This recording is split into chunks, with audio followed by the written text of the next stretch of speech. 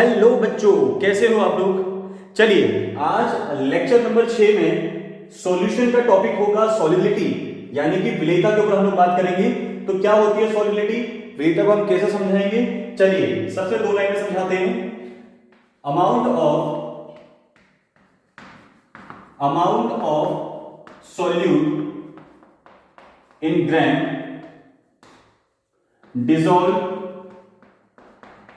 dissolved in a unit volume of solvent। Unit volume बोल सकते हैं या फिर फिक्स वॉल्यूम बोल सकते हैं, ठीक है। which form a saturated solution, ठीक है। Amount of solute in gram dissolved in a unit volume of solvent. Unit volume of solvent का मतलब आपने फिक्स कर देना है। Which form a saturated solution, जो क्या बनाते हैं, एक सैचुरेटेड सॉल्यूशन बनाते हैं at a given temperature and pressure, ठीक है। एक निश्चित यानी कि एट अ फिक्स या at constant temperature and pressure the total amount of solute dissolved in a unit volume of solvent और a fix volume of solvent which form a saturated solution, ठीक है। यानी कि मतलब क्या है इसका, जब आप क्या करोगे, एक सॉल्वेंट ले लो, उस सॉल्वेंट की अमाउंट को फिक्स कर दो। सपोज मैं वाटर ले लो H2 और इसकी अमाउंट को मैं फिक्स कर दूं, कितना ले लूं, 1 लीटर ले लूं। तो इसमें मैं कितना मैक्सिमम, मैंने क्या किया, सॉल्वेंट की अमाउंट फिक्स कर दी, मैंने एक पर्टिकुलर टेम्परेचर ले लिया, एक पर्टिकुलर प्रेशर ले लिया। तो इन सब टर्म्स एंड कंडीशंस के ऊपर जितना मैक्सिमम अमाउंट ऑफ सॉल्यूट मैं इसमें ऐड करूंगा, जितना मैक्सिमम अमाउंट ऑफ सॉल्यूट, जितना मैक्सिमम अमाउंट ऑफ सॉल्यूट हम इसमें ऐड कर सकते हैं, उसी को हम बोलते हैं सॉल्युबिलिटी। उसी को हम क्या बोल देते हैं, सॉल्युबिलिटी बोल देते हैं। यानी कि at a fix temperature and pressure when the solvent volume is a unity, यानी कि सॉल्वेंट का वॉल्यूम कैसा हो जाएगा, fix. In that case the maximum amount of solute dissolved in this solution और this solvent is known as solubility. यानी कि solubility क्या हो गई भाई, आपने सॉल्वेंट की अमाउंट को फिक्स कर दिया, आपने एक पर्टिकुलर टेम्परेचर प्रेशर ले लिया, उस पर्टिकुलर टेम्परेचर और प्रेशर पे और उस यूनिट वॉल्यूम पे सॉल्वेंट के जितना मैक्सिमम सॉल्यूट मैंने इसके अंदर ऐड किया, this is called the solubility, ठीक हो गया। लेकिन जब आप इसमें maximum amount of solute add करोगे, यानी कि एक ऐसा टेम्परेचर जिस टेम्परेचर पे मैं इस सॉल्वेंट के अंदर और अधिक अमाउंट यानी कि और ज्यादा मात्रा में मैं इसमें सॉल्यूट ऐड नहीं कर सकता, उसको हम बोलते हैं सैचुरेटेड सॉल्यूशन। सैचुरेटेड सॉल्यूशन क्या हुआ, मैंने सॉल्वेंट लिया, इसमें मैंने सपोज करो मैंने 1 kg या 100 ग्राम NaCl मैंने सॉल्यूट ऐड कर दिया और मैंने कितना ले लिया, H2 ले लिया मैंने 1 लीटर। कितना ले लिया, 1 लीटर ले लिया। अब सॉल्वेंट को मैंने फिक्स कर दिया, लेकिन टेम्परेचर भी मुझे फिक्स करना पड़ेगा। सपोज मैंने 25 डिग्री सेल्सियस ले लिया, तो इस फिक्स टेम्परेचर पे और फिक्स सॉल्वेंट की अमाउंट पे जितना मैंने NaCl मैक्सिमम जो ऐड हो सकता था, ठीक है, कितना ऐड हो सकता था मैक्सिमम, सपोज 100 ग्राम ऐड हो सकता था। इससे ज्यादा इस सॉल्वेंट के अंदर हम ऐड नहीं कर सकते अगर टेम्परेचर ये रखा है तो।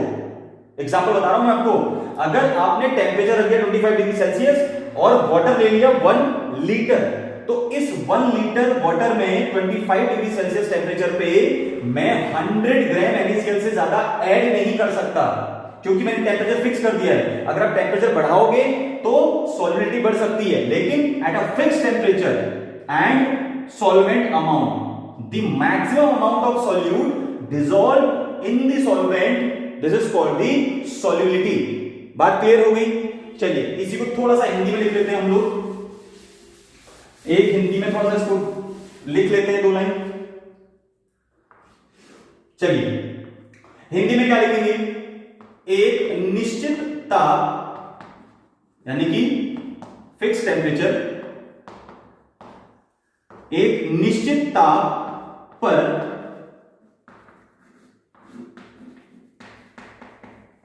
किसी विलायक में घुलित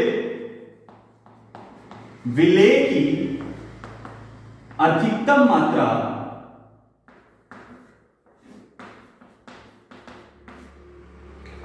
मात्रा जो उस विलायक के निश्चित आयतन में एक संतृप्त विलयन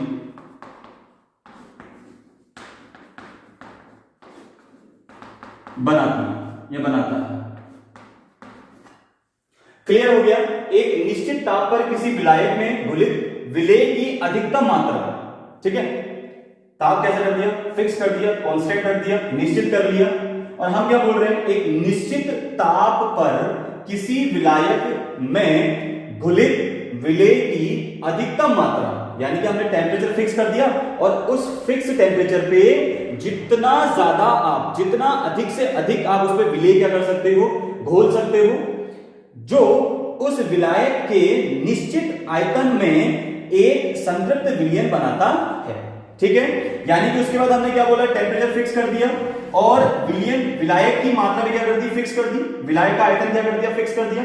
तो अब आप जितना सॉलिड घोल सकते हो, टेम्परेचर फिक्स कर दो, आप आयतन फिक्स कर दो सॉल्वेंट का, यानी कि विलायक का आयतन फिक्स कर दो। अब आप जितना घोल सकते हो, मैंने 1 लोटा पानी लिया, क्लियर, मैंने 1 लोटा पानी लिया और उस 1 लोटे पानी में मैंने टेम्परेचर फिक्स कर दिया। अब मैं जितना उसमें सोल्यूट को डिसॉल्व कर सकता हूं उसी को बोलते हैं solubility. This is called the solubility. अब ये जो सॉल्युबिलिटी टर्म है, इस सॉल्युबिलिटी टर्म को हम किस तरीके से लिख सकते हैं, यूनिट कैसे लिखेंगे हम लोग, सॉल्युबिलिटी की यूनिट को हम कैसे लिखेंगे, तो थोड़ा सा ध्यान देना, यूनिट के ऊपर बात करते हैं इसकी, फिर आगे बढ़ते हैं।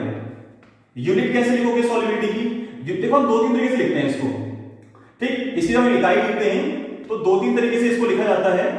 सबसे पहले इसको हम लिखते हैं भाई ग्राम पर लीटर, क्योंकि जो वहां पर हम अमाउंट लेंगे सॉल्यूट की वो ग्राम में लेते हैं। किसमें, जब हमने बोला ना the amount of solute dissolve, वो किस में लेंगे हम, ऊपर ग्राम में लेंगे, और नीचे किस में लेंगे हम लोग, लीटर में लेंगे वॉल्यूम किसका, सॉल्यूशन का।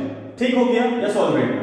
चलिए, एक तो हम ग्राम पर लीटर इसको लिख सकते हैं, ठीक, ये इसी को हम लिखते हो ग्राम लीटर इनवर्स, ग्राम लीटर इनवर्स, या फिर इसी को हम लिखते हैं मोल पर लीटर, ठीक है, मोल पर लीटर, यानी कि मोल लीटर इनवर्स, ठीक, या फिर इसी को हम लिख देते हैं मोल फ्रैक्शन के टर्म में, इसी को हम लोग मोल फ्रैक्शन के टर्म में भी लिखेंगे, अभी उसकी बात करेंगे आगे, यानी कि मोल प्रभाज के टर्म में हम इसको लिख सकते हैं, मोल प्रभाज के टर्म में भी हम इसको लिख सकते हैं। तो ये होगी इसकी यूनिट, ग्राम पर लीटर, मोल पर लीटर। आगे बढ़े, नेक्स्ट देखते हैं। अभी जो सॉल्युबिलिटी हम लोग पढ़ने वाले हैं वो 3 तरीके से हम लोग सॉल्युबिलिटी को डिफाइन करेंगे, यानी कि जो सॉल्युबिलिटी होगी उसको हम 3 तरीके से पढ़ते हैं, विलेयता को कैसे कैसे, देखो जरा क्या है अगला टॉपिक। सॉल्युबिलिटी जो हम पढ़ेंगे वो सबसे पहले पढ़ेंगे सॉल्युबिलिटी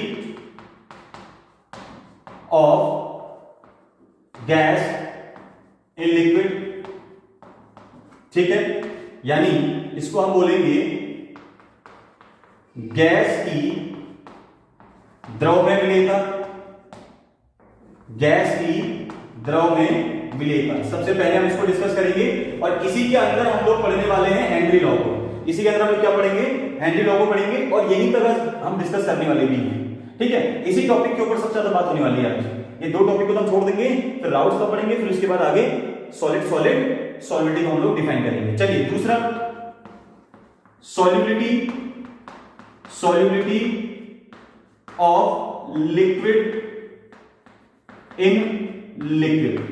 अगर हम लिक्विड को लिक्विड में डिसॉल्व करते हैं, यानी कि पानी लिया, पानी में मैंने कोई दूसरा लिक्विड डाल दिया, तो उसकी सॉल्युबिलिटी कैसे डिपेंड करेगी, किस पे डिपेंड करेगी, वो सब बातें हम इसके अंदर करने वाले हैं। क्लियर? यानी कि द्रव की द्रव में विलेयता, द्रव की द्रव में विलेयता। ठीक है, विजिबिलिटी क्लियर नहीं हो रही है, मैं समझ सकता हूं इस चीज को, लेकिन मैं रिपीट कर रहा हूं, आप लोग मैं जो बोल रहा हूं उसको सुने और उसको सुन के थोड़ा सा लिखने की कोशिश भी करें। तीसरा जो हम पढ़ेंगे, solubility, solubility of solid in liquid. ठीक है, यानी कि ठोस की द्रव में विलेयता। क्लियर हो गया? तो तीन डिस्कशन हम करेंगे। सबसे पहले हम बात करेंगे गैस इन लिक्विड, दूसरा हम बात करेंगे liquid in gas, sorry liquid in liquid, and third is solid in liquid. यानी कि द्रव में, जब गैस को हम द्रव में डालेंगे जैसे कोल्ड ड्रिंक में CO2, ठीक है, या फिर हम सॉल्युबिलिटी ऑफ लिक्विड, लिक्विड की बात करें, दो लिक्विड को जो हम मिक्स करेंगे तो उनकी सॉल्युबिलिटी किस पे डिपेंड करेगी, कैसे हम लोग उनको मिक्स करेंगे, कैसे हम मैक्सिमम को सॉल्युबल कर सकते हैं। तीसरा solubility of solid in liquid, जैसे हमने कोई सॉलिड डाल दिया, जैसे हमने शुगर डाल दिया वाटर पे, हमने NaCl डाल दिया, तो वो किस पे डिपेंड करेगा। क्लियर हो गया? आगे बढ़े तो अब हम जो बात करेंगे वो बात करेंगे solubility of gas in liquid की। चलिए तो आगे बढ़ते हैं, solubility of gas in liquid की बात करते हैं। चलिए इरेज करते हैं, आप लोग पॉज करके लिखते रहें। ठीक, अच्छा, solubility of gas in liquid में आने से पहले हम लोग फैक्टर्स को थोड़ा सा डिफाइन कर लेते हैं।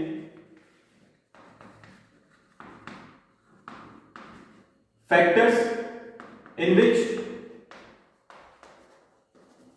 Solubility depends.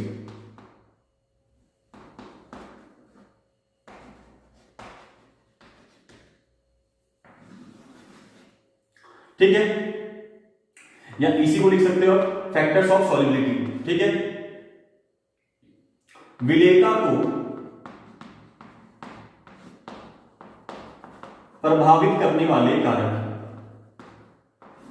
प्रभावित करने वाले कारक फैक्टर्स कौन कौन से होंगे, यानी कि सॉल्युबिलिटी के ऊपर कौन कौन अपना प्रभाव डाल सकते हैं भाई, कौन कौन सॉल्युबिलिटी को बढ़ा सकते हैं, कौन कौन सॉल्युबिलिटी को कम कर सकते हैं, विलेयता को कौन कौन बढ़ा सकते हैं, विलेयता को कौन कौन कम कर सकते हैं। तो factor in which the solubility depends, किस किस पे डिपेंड्स करती है सॉल्युबिलिटी। सबसे पहला जो डिपेंड करती है सॉल्युबिलिटी का, सबसे पहला जो फैक्टर है वो फैक्टर है नेचर ऑफ, पहले मैं सारे फैक्टर लिख देता हूं, nature of solute and solvent. ठीक है, nature of solute and solvent, यानी कि विलेय व विलायक, विलेय व विलायक की प्रकृति। ठीक है, दूसरा हो जाएगा अपने पास, सेकंड इज टेम्परेचर, तापमान, तो तापमान पे भी निर्भर करती है। ठीक है, सॉल्युबिलिटी। थर्ड इज प्रेशर, तो प्रेशर पे किस तरीके से डिपेंड करेगी ये भी हम बात करेंगे कि दाब पे कैसे डिपेंड करेगी। तो these are the three factors, ठीक है, in which the solubility is depends, जिसपे सॉल्युबिलिटी डिपेंड करेगी वो तीन फैक्टर यही हो गए, pressure, temperature as well as nature of solvent and solute. ठीक है, तो एक एक करके बात करते हैं, उसके बाद आगे बढ़ते हैं। तो ये तो हो गए तीन इसके फैक्टर्स। अब बात करते हैं सबसे पहले फैक्टर की। सबसे पहला फैक्टर अपने पास है nature of solute and solvent. सबसे पहला फैक्टर है nature of solute, nature of solute and solvent.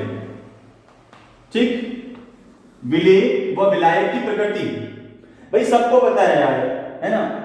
एक बात बताओ यार, मैं जैसा हूं मैं उसी प्रकार के किसी इंसान से मेरी दोस्ती हो सकती है क्या? मेरी दोस्ती एक ऐसे इंसान से हो सकती है जो मेरी प्रकृति का हो ही ना? नहीं हो सकती ना। ठीक है, बात समझ रहे हो ना मेरी बात? ठीक है, जैसे मैं आपको बोलूं कि कोई एक ऐसा बच्चा है, कोई एक ए नाम का बच्चा है जो कैसा है, बहुत ज्यादा, मतलब उसकी जो प्रकृति है, उसका जो नेचर है वो थोड़ा सा अलग टाइप का है। तो बी और सी, दो और बॉयज हैं, दो और लड़के हैं, तो इनमें से किसके साथ इसकी दोस्ती होगी, किसके साथ जाके ये सॉल्युबल हो जाएगा, किसके साथ जाके ये जुड़ जाएगा, दोस्ती करेगा? भैया जो इसकी प्रकृति का होगा, जो इसकी प्रकृति का होगा वो बी भी हो सकता है, वो सी भी हो सकता है। तो जैसी प्रकृति से, जब प्रकृति सेम होती है ना, नेचर सेम होता है, तो वो ज्यादा क्या होते हैं, पास आते हैं। ऐसा नहीं है, दोस्ती इससे भी हो सकती है, बट गहरी दोस्ती कहां होगी, यहां होगी। समझ में आ रही बात? तो नेचर पे डिपेंड करता है, अगर दोनों का नेचर एक जैसा होगा तो ऑब्वियस सी बात है वहां पर दोस्ती होगी ही। समझ में आ गई मेरी बात? ठीक है, शादी होती है ना लड़का लड़की की, तो भैया शादी कैसे होती है लड़का लड़की की? दोनों के विचार मिलते हैं कि नहीं मिलते हैं? मिलते हैं कि नहीं मिलते हैं? अरे मिलते हैं। दोनों के गुण मिलते हैं, दोनों की प्रकृति एक जैसी हो जाती है लगभग लगभग। अब 100% तो नहीं होती है, लेकिन कहीं कहीं पर 100% हो भी जाती है, लेकिन कहीं कहीं पर आपको कॉम्प्रोमाइज करना पड़ता है ना। तो इसका मतलब क्या हो गया, जब नेचर ही नहीं मिलेगा तो कहां से एक होंगे, नहीं हो सकते। क्लियर? तो नेचर पे डिपेंड करती है सॉल्युबिलिटी। इट मींस सपोज करो अगर कोई पोलर सॉल्वेंट है, ठीक है, वो किस पे जाके डिसॉल्व होगा, सॉरी पोलर सॉल्वेंट किस पे जाके डिसॉल्व होगा, पोलर सॉल्वेंट में डिसॉल्व होगा। किस पे डिसॉल्व होगा, पोलर सॉल्वेंट में जाके डिसॉल्व होगा। तो पोलर प्लस पोलर यानी कि पोलर डिसॉल्व इन पोलर, जो भी पोलर होगा वो पोलर में जाके ही डिसॉल्व होगा। जैसे मैं एक पोलर सॉल्यूट ले लूं और एक पोलर सॉल्वेंट ले लूं, ठीक है, एक पोलर सॉल्यूट ले लिया NaCl और एक पोलर सॉल्वेंट ले लिया मैंने H2O, तो ये जाके क्या हो जाएंगे भाई, सॉल्युबिलिटी डिपेंड कर रही है कि नहीं कर रही है भाई, जितना ज्यादा पोलर होगा उतना अच्छा। अच्छा, इसी पानी में CCl4 डाल दूं तो CCl4 कैसा होता है, नॉन पोलर होता है, कार्बन टेट्राक्लोराइड कैसा होता है, नॉन पोलर होता है। तो इसको आप पानी में डालो और इसको आप पानी में डालो, कौन ज्यादा सोल्यूबल होगा, NaCl, because H2O is a polar and NaCl also polar, तो बोथ आर इन पोलर और दोनों पोलर हैं तो ज्यादा सोल्यूबल होंगे। ठीक है, पोलर लाइक्स पोलर, पोलर इसको लाइक करेगा, पोलर को लाइक करेगा, तो पोलर डिसॉल्व इन पोलर। ठीक हो गया, क्लियर। दूसरा, नॉन पोलर जो होगा, नॉन पोलर जो होगा वो नॉन पोलर में मिसेबल होगा, नॉन पोलर में जाके मिक्स होगा, नॉन पोलर के साथ जाके मिक्स हो जाएगा, सोल्यूबल हो जाएगा। कैसे, जैसे मैंने एक CCl4 ले लिया और CCl4 को मैंने बेंजीन में डाल दिया, बेंजीन एक एरोमेटिक सॉल्वेंट है, तो बेंजीन में जाके मैंने CCl4 को डाल दिया, दोनों ही नॉन पोलर हैं, सॉल्युबिलिटी बढ़ेगी, सोल्यूबल होंगे, बिल्कुल होंगे। अब मैं बेंजीन में जाके NaCl को डाल दूं, मैं बेंजीन में जाके NaCl को डाल दूं तो बेंजीन में NaCl नहीं घुलेगा, क्योंकि बेंजीन क्या है, नॉन पोलर है, और NaCl क्या होता है, पोलर होता है। तो नॉन पोलर में कभी भी पोलर जाके सॉल्युबल नहीं होगा, इस बात को ध्यान रखना। क्लियर हो गया, ये बात समझ में आ गई, जो पोलर होगा पोलर में जाके सॉल्युबल होगा। ठीक, तो दोनों का नेचर डिपेंड करता है, अगर एक का नेचर पोलर होगा दूसरे का नेचर नॉन पोलर होगा तो कभी सॉल्युबिलिटी नहीं होगी। क्लियर, दोनों का नेचर कैसा होना चाहिए, सेम सेम। अभी समझाया मैंने अच्छे से। चलिए, अच्छा अगर हम बात करें भाई एक आयनिक सॉलिड की बात कर लेते हैं। अगर कोई आयनिक सॉलिड अपने पास है, अगर कोई आयनिक ठोस अपने पास है, आयनिक सॉल्वेंट, सॉरी आयनिक सॉलिड, ठीक है, अगर मैं इसकी सॉल्युबिलिटी की बात करूं, अगर मैं इसकी सॉल्युबिलिटी की बात करूं, विलेयता की, आयनिक सॉलिड की, ठीक, तो आयनिक सॉलिड का dielectric constant, dielectric constant जितना ज्यादा होगा, जिसको हम डिनोट करते हैं K से, ठीक है, हिंदी बोलते हैं परावैद्युतांक, आप लोग फिजिक्स में पढ़ते हैं इसको, ठीक है। जिस भी आयनिक सॉलिड का, अगर कोई आयनिक सॉलिड है, ठीक है, कोई आयनिक ठोस है, तो उसका डाइलेक्ट्रिक कांस्टेंट जितना ज्यादा होगा, परावैद्युतांक जितना ज्यादा होगा, उसकी सॉल्युबिलिटी उतनी ज्यादा होगी।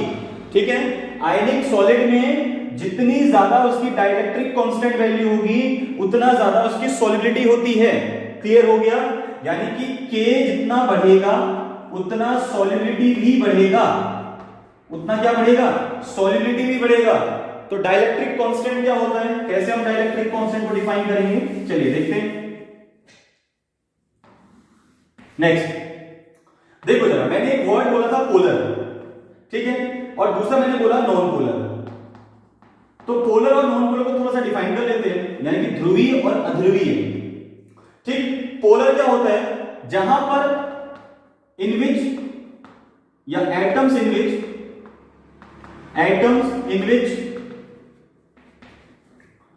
the charges are unsymmetrical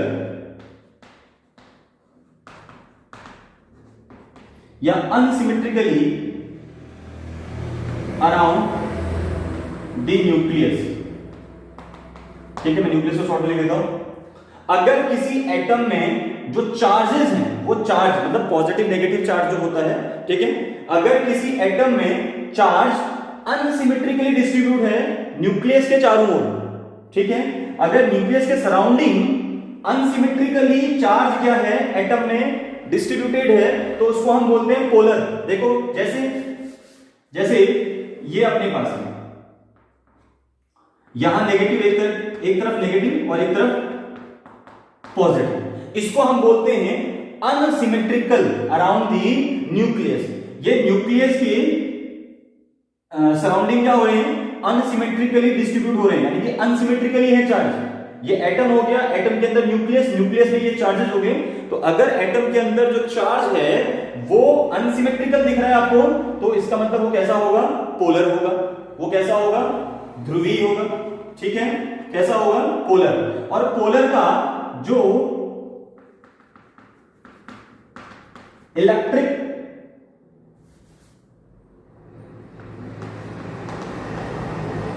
field होता है, this is not equal to zero.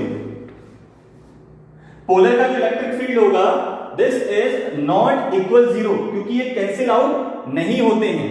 ठीक हो गया, इलेक्ट्रिक फील्ड जो होगा यहां पर this is not equal to zero. दूसरा, नॉन पोलर क्या होते हैं, नॉन पोलर सेम डेफिनेशन होगी, जिन एटम्स के अंदर चार्जेस क्या होते हैं वो सिमेट्रिकली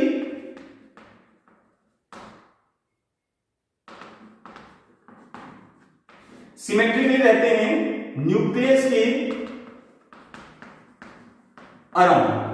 अगर न्यूक्लियस के अराउंड किसी एटम में सिमेट्रिकली क्या है, चार्ज आपको दिखाई दे रहा है डिस्ट्रीब्यूटेड, तो उसको हम बोलते हैं नॉन पोलर। जैसे ये देखो अपने पास, यहां अपने पास सपोज करो पॉजिटिव हो गया, तो नेगेटिव इस तरीके से आपको दिखेगा।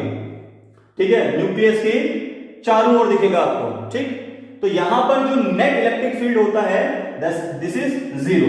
यहां पर नेट इलेक्ट्रिक फील्ड जो होगा, this is equal to zero, क्योंकि यहां पर सब कैंसिल आउट हो जाता है। ठीक है, नेट इलेक्ट्रिक फील्ड कितना आ जाएगा, जीरो हो जाएगा, कैंसिल हो जाएंगे सारे के सारे। बट यहां पर नेट इलेक्ट्रिक फील्ड जीरो नहीं होता है पोलर के केस में। पोलर के केस में जीरो नहीं होगा, बट नॉन पोलर के केस में क्या हो जाता है, जीरो हो जाता है। अब अगर हम क्या करें, पोलर नॉन पोलर समझ में आ गया, किसी नॉन पोलर को पोलर में कन्वर्ट करने के लिए हम जो एक्सटर्नल इलेक्ट्रिक फील्ड देते हैं, ठीक है, जो बाहर से इलेक्ट्रिक फील्ड हम लोग देते हैं, उसकी वजह से जो उसकी पोलराइजेशन बढ़ जाता है, उसी को हम बोल देते हैं डाइलेक्ट्रिक कांस्टेंट, उसी को बोलते हैं हम लोग। ठीक है, यानी कि जितना अप्लाइड इलेक्ट्रिक फील्ड है दैट इज डिवाइडेड बाय हम कह सकते हैं इंड्यूस्ड इलेक्ट्रिक फील्ड। क्लियर हो गया, के जिसको हम बोलते हैं डाइलेक्ट्रिक कांस्टेंट यानी कि परावैद्युतांक। Dielectric constant is equal applied electric field divided by induced electric field. मतलब क्या हुआ कि अगर मेरे पास कोई नॉन पोलर है, अगर मेरे पास कोई क्या है, नॉन पोलर है, और उसको मैं पोलर में कन्वर्ट करना चाह रहा हूं, तो मुझे क्या करना पड़ेगा, इलेक्ट्रिक फील्ड बाहर से देना पड़ेगा। तो जब मैं उसको इलेक्ट्रिक फील्ड देके या इलेक्ट्रिक फील्ड की प्रेजेंस पे, जब मैं किसी नॉन पोलर को इलेक्ट्रिक फील्ड की प्रेजेंस पे, एक्सटर्नल इलेक्ट्रिक फील्ड की प्रेजेंस पे उसको पोलर में कन्वर्ट करूंगा, ठीक है, जब किसी नॉन पोलर को एक्सटर्नल इलेक्ट्रिक फील्ड की प्रेजेंस पे उसको पोलर में कन्वर्ट किया जाता है, उसी को हम बोल देते हैं डाइलेक्ट्रिक कांस्टेंट। बेसिकली जो डाइलेक्ट्रिक कांस्टेंट होता है, जैसे ऑक्सीजन का जो डाइलेक्ट्रिक कांस्टेंट होता है ऑलमोस्ट 1.000 समथिंग कुछ होता है अपने पास। ठीक है, क्लियर हो गया। तो डाइलेक्ट्रिक कांस्टेंट की वैल्यू जितनी बढ़ेगी, के की वैल्यू जितनी बढ़ेगी, सॉल्युबिलिटी उतनी ज्यादा होगी। बट किस केस में? इन case of ionic solid, in case of ionic solid, when the value of dielectric constant is increases, the solubility also increases, right? In case of ionic solid, the value of dielectric constant increases, in that case solubility also increases। यानी कि आयनिक ठोसों के case में, आयनिक ठोसों की अवस्था में जब परावैद्युतांक बढ़ता है उनका, तो उनके परावैद्युतांक की मान बढ़ने के साथ साथ उनकी विलेयता का मान भी बढ़ता है। तो ये तो बात हो गई आयनिक सॉलिड्स के ऊपर। क्लियर हो गया? आयनिक सॉलिड्स के ऊपर ये बात हो गई। और आयनिक सॉलिड में dielectric constant that is equal applied electric field divided by induced electric field. तो ये तो नेचर की बात होगी, ये तो सॉल्वेंट और सोल्यूट की नेचर की बात होगी। अब हम बात करते हैं टेम्परेचर की। दूसरा फैक्टर क्या था हमारे पास? टेम्परेचर था। तो टेम्परेचर के ऊपर किस तरीके से डिपेंड करेगा? ध्यान से देखो, तापमान। भैया तापमान में थोड़ा सा दिमाग लगाना पड़ेगा, ली चैटलियर प्रिंसिपल की तरफ जाना पड़ेगा। ठीक है, देखो जरा, तापमान में दो कंडीशन होती है। जैसे कोई रिएक्शन में करूं ना, सपोज मैंने कोई रिएक्शन लिखा, इस रिएक्शन में रिएक्शन दो तरीके की हो सकती है। या तो क्या होगी रिएक्शन?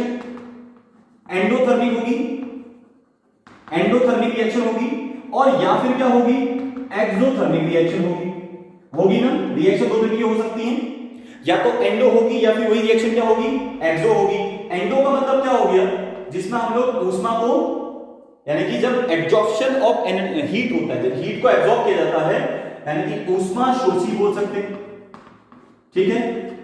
और एक्सो का मतलब होता है उसको रिलीज करना, हीट को रिलीज करना, यानी कि इसको हम बोलते हैं ऊष्माक्षेपी। तो दो तरीके की रिएक्शन हो सकती है, एक हो सकती है एंडोथर्मिक और एक हो सकती है एक्सोथर्मिक। एंडोथर्मिक को हम बोलते हैं ऊष्माशोषी और एक्सोथर्मिक को हम बोलते हैं ऊष्माक्षेपी। अब ध्यान से देखो, अगर रिएक्शन एंडोथर्मिक होगी तो क्या होगा, एक्सोथर्मिक होगी तो क्या होगा, पहले यहीं पर समझाता हूं इन शॉर्ट की बात कर लेते हैं। अगर एंडोथर्मिक रिएक्शन होगी और हम लोग टेम्परेचर बढ़ाएंगे तो सॉल्युबिलिटी क्या हो जाएगी? बढ़ जाएगी। ठीक है, एंडोथर्मिक रिएक्शंस के लिए टेम्परेचर बढ़ाने पर सॉल्युबिलिटी क्या होती है? बढ़ती है। But in case of exothermic, when we will increase the temperature, solubility decreases. Solubility क्या करती है? डिक्रीज करती है। अब कैसे? अब आगे बात करते हैं। ठीक है, क्लियर हो गया? इतना समझ में आ गया? क्या बोला? रिएक्शन दो तरीके की हो सकती है, endothermic as well as exothermic हो सकती है भाई, ऊष्माशोषी यानी कि ऊष्माक्षेपी हो सकती है। एंडोथर्मिक में क्या होगा? जैसे जैसे आप टेम्परेचर को बढ़ाओगे तो सॉल्युबिलिटी इंक्रीज करेगी। But in case of exothermic, जैसे जैसे आप टेम्परेचर को बढ़ाओगे सॉल्युबिलिटी क्या होती है? डिक्रीज होती है। कैसे, क्यों, कहां, कब, ये सब बात करते हैं अब। ठीक है, इरेज कर दें। चलो, आ रहा है ना? अच्छा, आना चाहिए भाई। चलिए आगे बढ़ते हैं। कैसे? देखो, एक ली चैटलियर प्रिंसिपल आपने पढ़ा होगा।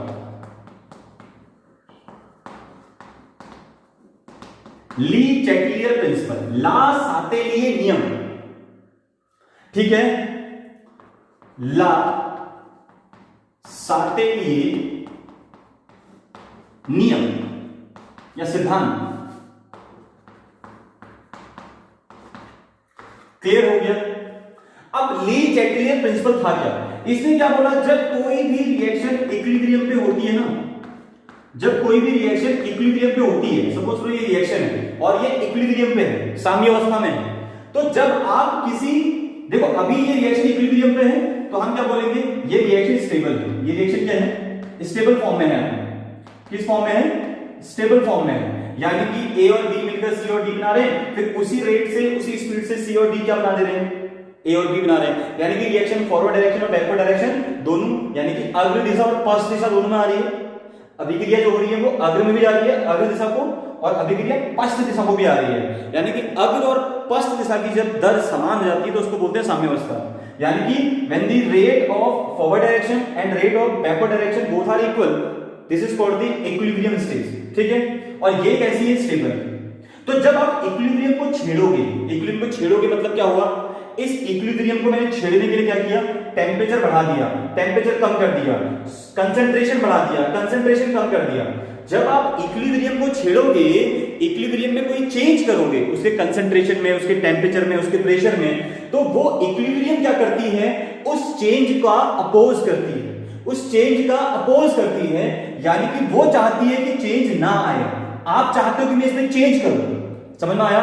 जैसे मैं सपोज मैं एक लड़का हूं, तो कोई मेरे कॉलर को ऐसे करके चले जाए, वो मेरे में चेंज कर रहा है, मैं क्या करूंगा, उसका अपोज करूंगा। तो यही इक्विलिब्रियम है। जब आप इक्विलिब्रियम कोई छेड़खानी करते हैं ना, तो इक्विलिब्रियम उस छेड़खानी का, उस चेंजेस का क्या करती है, अपोज करती है, और वो चाहती है कि मैं स्टेबल फॉर्म में रहूं।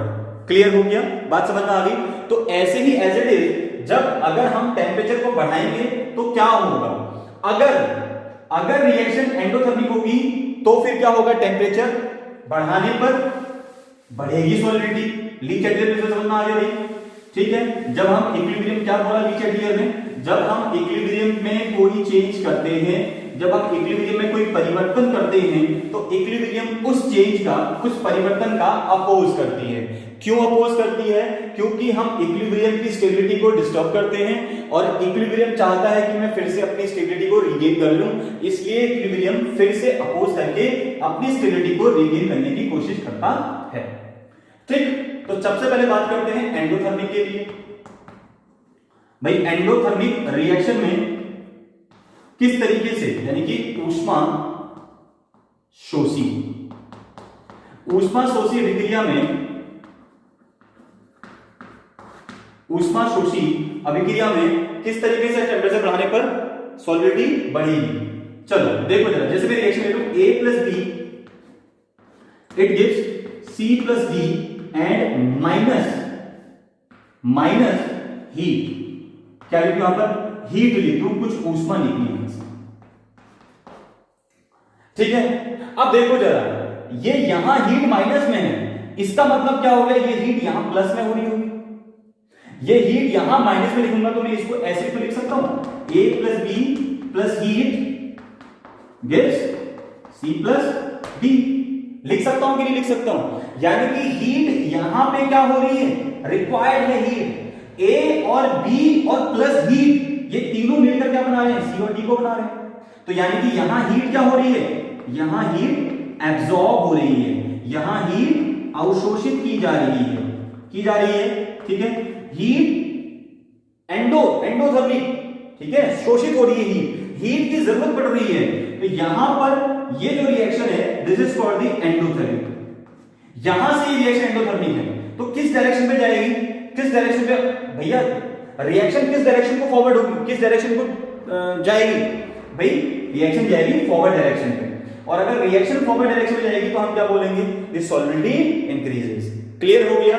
यानी कि रिएक्शन यहां से इस डायरेक्शन में जाएगी, क्योंकि यहां हीट इस रिएक्शन के अंदर एब्जॉर्ब हो रही है। क्लियर हो गया? तो जिस डायरेक्शन पे एंडोथर्मिक आपको दिखाई देगा, वहां से रिएक्शन क्या होती है, फॉरवर्ड या बैकवर्ड होती है। अगर यहां हीट एब्जॉर्ब होगी, यहां अगर आपको एंडोथर्मिक रिएक्शन दिखाई दे रही है तो इस डायरेक्शन में जाएगी, ठीक है। अगर यहां एंडोथर्मिक दिखाई दे रही है तो इस डायरेक्शन में जाएगी। क्लियर होगी बात, समझ में आई? तो एंडोथर्मिक रिएक्शन है, यहां पर हीट की रिक्वायर्ड थी, हीट हमने दिया, और रिएक्शन किस डायरेक्शन पे फॉरवर्ड होगी, सॉरी किस डायरेक्शन पे आपको रिएक्शन जाती हुई दिखाई दे रही है, फॉरवर्ड डायरेक्शन पे। तो इसलिए हम क्या बोलेंगे, जैसे हम टेम्परेचर बढ़ाएंगे, इनकी सॉलिडिटी बढ़ेगी और कन्वर्ट हो जाएगा। क्लियर हो गया बात, समझ में आई? दूसरा देखते हैं एक्सोथर्मिक के ऊपर। चलो दूसरा बात करते हैं एक्सोथर्मिक, उल्टा हो जाएगा। एक्सोथर्मिक रिएक्शन की बात करते हैं, ऊष्मा छेदी की बात कर लेते हैं, जिसमें हीट रिलीज होगी। ऐसी रिएक्शन जिनमें हीट क्या होती है, रिलीज होती है, ऊष्मा बाहर निकलती है। जैसे अगर मैं A प्लस बी, ठीक है, it gives C plus D and plus heat कर दूं यहां पे, तो यहां प्लस हीट करूं तो यहां पर माइनस हो जाएगा, A plus B minus heat and it gives C plus D। यानी कि यहां पर नहीं, यहां से इधर को, यहां देखो ये एंडोथर्मिक दिखाई दे रही है मुझे, ये क्या दिखाई दे रही है, एंडोथर्मिक दिखाई दे रही है। ठीक है, तो रिएक्शन कहां से आएगी, ये बैकवर्ड डायरेक्शन में जाएगी इधर, ये फॉरवर्ड डायरेक्शन, ये बैकवर्ड डायरेक्शन पे आएगी, तो सॉल्युबिलिटी क्या हो जाएगी, कम हो जाएगी। सॉल्युबिलिटी क्या हो जाएगी, कम हो जाएगी, क्योंकि रिएक्शन कहां को आ रही है, फॉरवर्ड डायरेक्शन पे। According to Le Chatelier principle, Le Chatelier नियम सिद्धांत के अनुसार जब क्या होता है, रिएक्शन एंडोथर्मिक में होती है तो वो रिएक्शन वहां से उस तरफ शिफ्टिंग हो जाती है। रिएक्शन की शिफ्टिंग कहां से कहां को होगी, इधर से इधर को, क्योंकि यहां पर एंडोथर्मिक दिखाई दे रहा है और यहां ये कौन सा है, एक्सोथर्मिक। क्लियर हो गया, यहां से हीट एक्सोथर्मिक यानी कि रिलीज हो रही है, यहां से हीट एब्सॉर्ब की जा रही है। सी और डी प्लस हीट मिलकर क्या बना रहे हैं, ए और बी को बना रहे हैं। तो for the endothermic reactions when the temperature increases the solubility increases, but in case of exothermic reaction temperature increases solubility decreases। Clear हो गया, तो ये थे अपने पास दो फैक्टर। अभी तीसरे फैक्टर की बात करते हैं और वो है अपने पास प्रेशर। वो अपने पास क्या होगा, प्रेशर होगा। तीसरा होगा प्रेशर। क्लियर हो गया, जिसको हम बोलते हैं दाब। अब इस पे भी ली चैटलियर लगा लो भैया। तो ली चैटलियर प्रिंसिपल क्या बोलता है, अगर आप प्रेशर को बढ़ाओगे, अगर आप प्रेशर क्या करोगे, बढ़ाओगे, तो प्रेशर बढ़ाओगे तो क्या चीज होगी, सॉल्युबिलिटी ऑफ गैस क्या हो जाएगी, बढ़ जाएगी। लेकिन अगर आप टेम्परेचर बढ़ा दो, अगर आप टेम्परेचर बढ़ा रहे हो, ठीक है, तो टेम्परेचर बढ़ाने के साथ साथ क्या होगा भैया, प्रेशर क्या हो जाएगा, कम हो जाएगा। टेम्परेचर बढ़ाओगे तो प्रेशर अपने आप ही क्या हो जाएगा, रिड्यूस हो जाएगा, कम होने लग जाएगा। तो जैसे जैसे प्रेशर कम होगा सॉल्युबिलिटी क्या हो जाएगी, कम हो जाएगी। सॉल्युबिलिटी क्या होगी, कम हो जाएगी। ठीक है, क्लियर हो गया। लेकिन प्रेशर का सिर्फ फर्क पड़ेगा जब गैस को हम लिक्विड में मिक्स करेंगे, गैस इनटू लिक्विड, यानी कि जब आप किसी लिक्विड में गैस को मिक्स कर रहे हैं तो प्रेशर वाला टर्म आएगा। लेकिन अगर आप सॉलिड को मिक्स कर रहे हैं लिक्विड में, या फिर किसी लिक्विड को लिक्विड में मिक्स कर रहे हैं, तो वहां पर प्रेशर वाला टर्म नहीं आने वाला है। एक बार याद रखना, अगर मैं किसी लिक्विड में लिक्विड को मिक्स कर दूं तो प्रेशर का कोई यहां पर रोल नहीं है ज्यादा। ठीक है, ये पॉइंट वहां पे काम नहीं करेगा, क्योंकि पहले से ही वो कंप्रेस है, उसको हम और कंप्रेस नहीं कर सकते। ठीक है, कंप्रेसिबिलिटी किसके अंदर ज्यादा है, गैस के अंदर है, इसको हम कंप्रेस कर सकते हैं। तो when the gas into liquid the solubility depends on the temperature and pressure. Temperature बढ़ेगा, प्रेशर कम होगा, तो सॉल्युबिलिटी अपने आप क्या हो जाएगी, बढ़ जाएगी। This is the case of gas in liquid. Clear, चलिए